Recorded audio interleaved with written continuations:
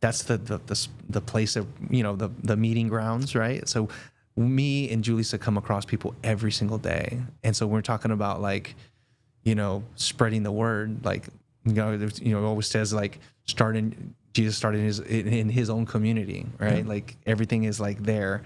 So, like, what better place than, you know, where you see people every single day? And we have a very unique business in where we see people every single day. It's not like I'm an Amazon order, right? Where I'm not seeing people. We're seeing people every single day. So people that are struggling with certain things, and, you know, I don't, like, when in consultations, I'm not saying, you know, I'm not asking them about Jesus at that time, but, like, I think when we get to know people and kind of see where they're at, I think it pushes on me to, like, I feel like I find myself talking about it more than not.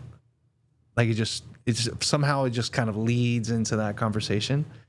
And yeah, that's what's been happening lately. Well, it's amazing. Yeah. And I think that you can sense that. And really, a part of this podcast is somebody go check out Rep's Gym. You're going to want to join once you go there. I know I did. Is that you feel it in the atmosphere. You feel that this is a place of, and next episode is Andy, and Andy's just full of joy. And you and Julissa are full of joy and friendly, and all your trainers. And we were just talking about one that you had not too long ago, Nehemiah. What a great young man. And just, you sense that in the atmosphere. And really, I think two things people are looking for that. They're wanting their lives to get back on track physically. Yes. But honestly, a lot of people need their lives back on track spiritually. Oh, man. If the two don't go hand in hand. So they absolutely go hand in hand. So I'm excited for you guys. We'll see what happens, and we're certainly going to pray at the end of this podcast and believe that God's gonna do something great there, whatever it is. He's already doing something. That's the whole thing. God's already doing something great. And it's scary. It's kind of scary to me. It's like, because I've like, I feel like I'm not ready. Like, I feel like I don't know enough. I always feel like I need to read more, right? I always feel like I'm not, like, I don't know. To me, that's what, like, it feels like, man, do I need to know more to be able to do this? My instinct tells me no, but I find myself sometimes slightly hesitant, but I know I need to, like, not think that way, you know? And absolutely not. And then, you know, I wouldn't start talking to people if I didn't think it was, like, something that I feel that 100% could help them. Knowing God is I think Jesus, you've got it. Is the name of the game. I've been in ministry 25 years, and we're doing Galatians right now at our church, and I'm leading it. Even at 25 years into this, I'm like, I had no clue that said meant that. Or you're just like, this is really cool what Paul was writing to the church in Galatians. So I don't think there's ever going to, I guess that's one thing I would tell somebody that was starting out in ministry or ministering to people, or even to your neighbor, your coworker, saying something to them. You're never going to feel like you're an authority, that you have any place to say something to them. You're never going to be at that place. So my philosophy is just do it now. Just do it anyway. Do it now. And what I just told you, Armando, you and Julissa are doing it already. You just don't know you're doing it. You're not walking in your gym and saying, okay, thus saith the Lord, and throwing her out the Bible. But the atmosphere, and I know you guys pray over that place, your attitudes, your love for people, creating what you created in 4 years, that's a place of community, and you're already doing it. This is just, if this is the Lord's leading right here, it's just the next step in what you're already doing. So once again, if I have a vote, all right, I'll take your word for it. Get her done. Go for it. So how does it work with you and Julissa? Y'all own this together. And how does it work with husband and wife, and also business partners? And so we have two different things here. So one, husband, wife, right? We got to be husband, wife. We have 2 kids at home, 2-year-old, 4-year-old. We got to raise the kids. we have to make sure that we and her are on the same page. And right now, she's 4. We're actually looking at preschools right now. So my daughter, well, both my daughter and my son Samuel, they both speak only Spanish. So Are you serious? They don't know English. That is so cool. So they're getting to know English, right? Because me and Julissa talk to each other in English to each other. So they're learning it. We also talk to them. We're starting to like learn like, animals and all the different stuff. Holy cow. That is amazing. Yeah. I'm half Mexican and I don't know Spanish. I was so mad at Mom for not teaching us Spanish. I would have loved to have been bilingual. So we make sure that, we take care of that. So that we need to take care of that, right? So we need to make sure that they're good. We figure out like, okay, how do we need to make sure that we're, doing everything that we can to raise the kids how they need to, morals and just everything, right? And at home, it's very much like a Julissa's the boss, but I'm the boss, right? So it's like my happy wife, happy life kind of thing. So I got to choose the battles, right? Smart man. and then at work, we also have different roles at work, right? So I'm more front of the house, so which is like your sales, your training the trainers and education and service, on the floor, and then Julissa's back of the house, so she's marketing, advertising, Facebook, Instagram, all this social media, And both of you all train in addition to this. And we train, right? Yep. So like we have a lot of we have hands in a lot of stuff. Right. We're trying to grow more, hiring, the right person, the right trainers. Julissa's mom actually works with us. She's our client success manager. She helps with operations as well. And, we all make sure that, we have those specific roles and they do that. I work on what I'm working on. I feel like I do good at what I do. I let her, do what she's good at. And we try to make sure when we get home that work stays at work. I was really, really bad about that, especially at the beginning, because I just didn't want the gym to fail, right? When you're opening something brand new, you're like, you're there, you're in it, you're talking about it every day, all the time. But we had to put on the brakes and be like, hey, look, like when we leave here, we gotta leave here and keep work at work. Sometimes it bleeds into it sometimes, but we're trying to, navigate that to where that doesn't happen. Right. So it's hard. Like, isn't it? Well, like y'all look like you make it work. Being an entrepreneur is not for the weak. I tell you that. It's hard work. But me personally, I wouldn't have it any other way. I think, as a trainer, like I've been training for 20 years. That's crazy to even say that. Yeah. Right. And I've always, when we built the business, how do we get trainers to be elite level trainers? That's what it comes down to. Like, and you do that by being able to coach them. That's the main thing. But me and Julissa, like, we're keep it at home, stuff's at home, keep the work stuff at work, and call it a day. Well, y'all are doing amazing at it. And the last thing that I want to talk to you about is if you don't follow them, we'll put it in the show notes on how to follow them and how to go check out the gym and all that. But also social media is fire. So where does that all come from? And for a small gym for y'all, and how much content y'all put out, and just the quality of it is amazing. So how does that all work? So we have we produce the content like in bundles. So, to maximize the time, we have a content calendar that we create and figure out, okay, what do we really want to like focus on in this next month, and we just blast it out like content after content after content after content, and we have specific things, you know, during different times of the year, whether it's, you know, the beginning of the year, you know, it's January. What's the typical thing in January? Right. You see everybody, oh, New Year's resolution.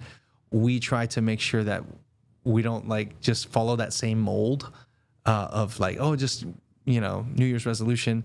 But every time that we have an event or something that we feel is important, we make sure that we produce the content that we know that our clients or our potential clients are they're gonna resonate with. Yeah. So I think that's the main thing with social media. Julissa is she's a beast at doing that. I think, you know, we come up with a lot of ideas together, but the way she puts it together, like hey, we're gonna do this and we'll film it, and you know, it's really, really cool. Like I think, you know, I'm terrible. Like anything that has to do with computers, absolutely terrible. Like spreadsheets and anything like online, like I'm not good at that. So I like, hey, you take that.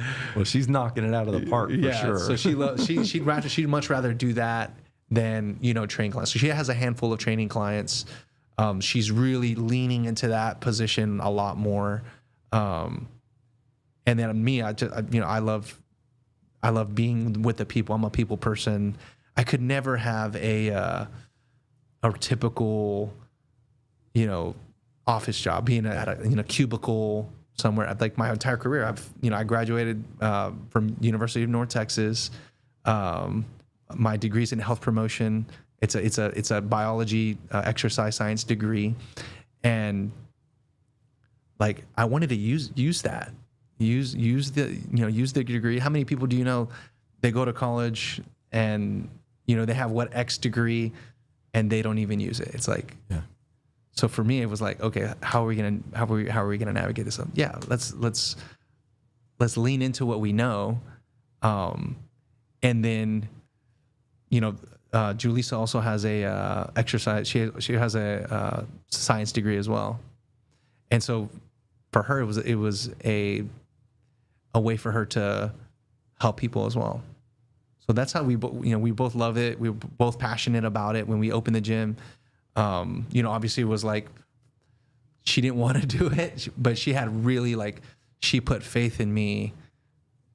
You know, I'm telling you, like the way we opened that gym was I mean, I wouldn't. So okay, let me back up. So when we opened the gym, Julissa was pregnant, right? She was pregnant with Sophia, so she wasn't born yet. And the equipment that we have, not all of it, but some of it. So we were buying equipment, like I was telling you, we're storing it. Well, there was other stuff that we were having to get, like flooring, for example, dumbbells, barbells, and stuff like that, machines. So we would go to gyms that were closing, right? And, you know, they have flooring, they have all this stuff. And she's like 9 months pregnant. And, you know, we're signing this lease. We don't have everything together yet. And so she's out there like trying to help me like pull flooring up to have it ready to be able to install at our gym. And we literally did everything at that gym. I didn't know that. That's impressive. So we moved all the equipment in ourselves. We put up the mirrors all by ourselves. We like everything that you see at the gym, like me and her had some hand in that. Wow. So it was not like we hired a moving company to come do that. We literally like rented trucks, like literally getting furniture dollies to like get the equipment on wheels. And again, mind you, she's pregnant. Very pregnant. She's very pregnant. Like, I don't know anybody that would have done that the way she did it. Like, as much as she was helping me, but she had like faith that like, hey, we're going to do this. I have faith in you. And this is knowing that she didn't, that she didn't even want to do it. I was about to say, sister found her groove. Yeah, but she's so great at what she does. Yep. She's great. She motivates her clients as well. She's in there. When we open the gym, I think that's where the community really is. Yep. Like when you have, I never wanted to be an absentee owner, right? You need, like, let's say it's a chain, a McDonald's or if you're talking fitness, like 24-hour fitness, like it's a chain. They lose the community because people who actually really care aren't going there. And so when we were opening the gym, like, I want to make sure that this community feels like a real community, that you can come in, you're comfortable. And I think that's the kind of the secret sauce, man. Like we want to make sure that people feel comfortable and get to know them, get to know their family, their friends, their siblings, like coworkers, and then have that a place where people can meet. Like, we're having the community event next month, August 21st, Friday, 6 to 8 p.m. We'll put it in the show notes for sure. There you go. And I'm gonna be there too. Right, I've already responded to the RSVP. Yeah, there you go. And so that's a community thing. So we want to make sure that, like, because you're a member at our club, like, we want to celebrate that. Like, we want to, like, celebrate the 4-year anniversary, but we also want to make sure that people get to know each other too.